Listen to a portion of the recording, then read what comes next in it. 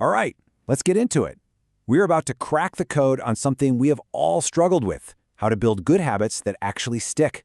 We're going to move beyond the whole myth of willpower and focus on a system that is proven to create real, lasting change. So, let's dive right in. Oh man, we've all been there, right? You're full of motivation on Monday. You set that alarm for some crazy hour. You lace up the brand new running shoes. But then, by Thursday, maybe Friday, that initial fire is gone and the shoes are right back in the closet. It's such a frustrating cycle, and it's super common. And hey, this isn't just a feeling, it's a cold, hard fact. Just look at this chart. Of course, 100% of people start an exercise program, but look at that massive drop-off. Research shows that a staggering 65% of people quit within just 6 months. So it's pretty clear that just wanting to change isn't going to cut it. So if sheer willpower fails most of us, then what's the alternative? This is the big question, really. What if the problem isn't you or your motivation, but your method? What if success has less to do with grit and more to do with having the right system in place? And that brings us to the most important piece of the whole puzzle. You've got to start with your who. This is all about shifting your focus from what you want to achieve to who you want to become. It's all about identity. Now, check this out. This is a really subtle but incredibly powerful shift in thinking. On the left, you see an outcome-based goal. I want to run a marathon. It's a target, a finish line. But on the right, you see an identity-based habit. I am a runner. See the difference? This isn't about one event. It's about who you are. The marathon just becomes a natural result of being that person. And this quote from James Clear, the author of Atomic Habits, just nails it. He says, "Every action you take is a vote for the type of person you wish to become. Every time you put on those shoes, even for a short walk, you're casting a vote for, I am a runner. Every time you pick up a book instead of your phone, you're casting a vote for, I am a reader." And what happens is you create this amazing positive feedback loop. Your behaviors start to shape your identity, and then your identity starts to drive your behaviors. It becomes way less about forcing yourself to do something and way more about just acting in a way that feels like, well, you. The actions become automatic because they're part of who you are. Okay, so identity is the bedrock. But why does tracking your progress, building a streak, feel so powerful, almost addictive? Let's get into the science of what's going on in our brains that makes this whole thing work. So at the very core of every single habit, you've got this simple little pattern called the habit loop. It's a 3-step dance. First, there's the cue. That's the trigger, like a notification on your phone. Second is the routine. That's the action itself, like doing 1 minute of meditation. And third, there's the reward, that little hit of satisfaction you get when you check the box. Cue, routine, reward. And here's the secret weapon. This is where it gets really powerful. It's a little psychological quirk called loss aversion. Basically, scientists have found that the pain of losing something feels about twice as powerful as the pleasure of gaining something. So once you've built up, say, a 15-day streak, the thought of breaking that chain and seeing that number go back to 0 is a huge motivator to keep going.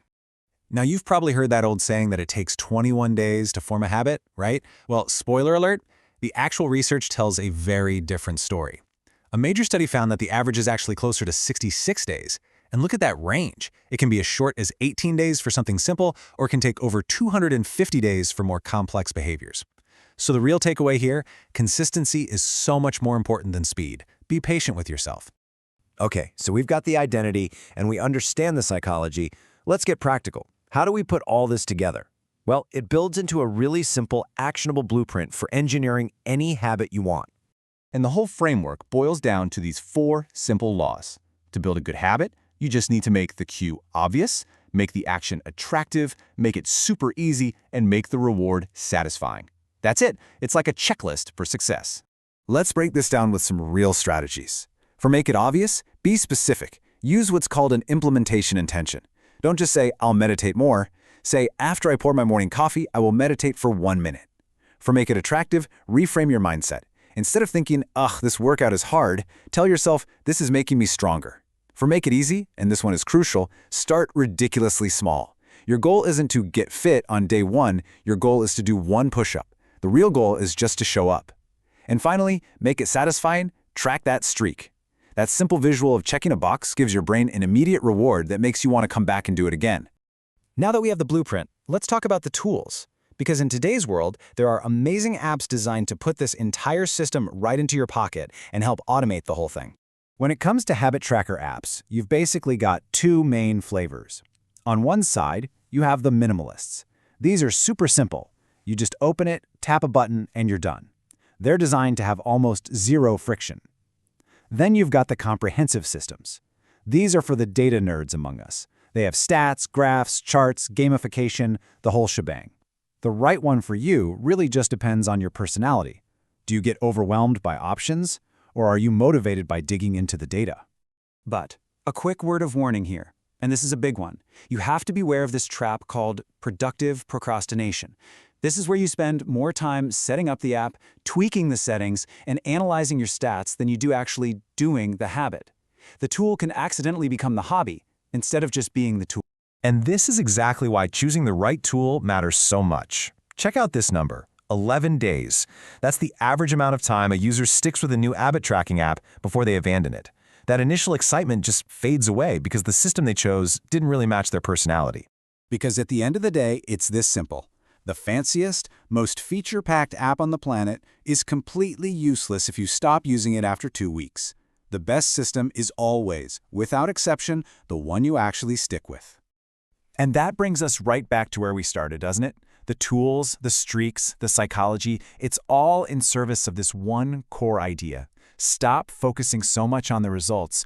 Focus on your identity. Become the kind of person who can achieve those things, and you'll find the results just start to follow naturally. So as we finish up, I'll just leave you with this thought. Every single day, your tiny little actions are casting votes. They're shaping who you're going to be tomorrow, and next week, and next year. So the only question left is, what vote are you going to cast today?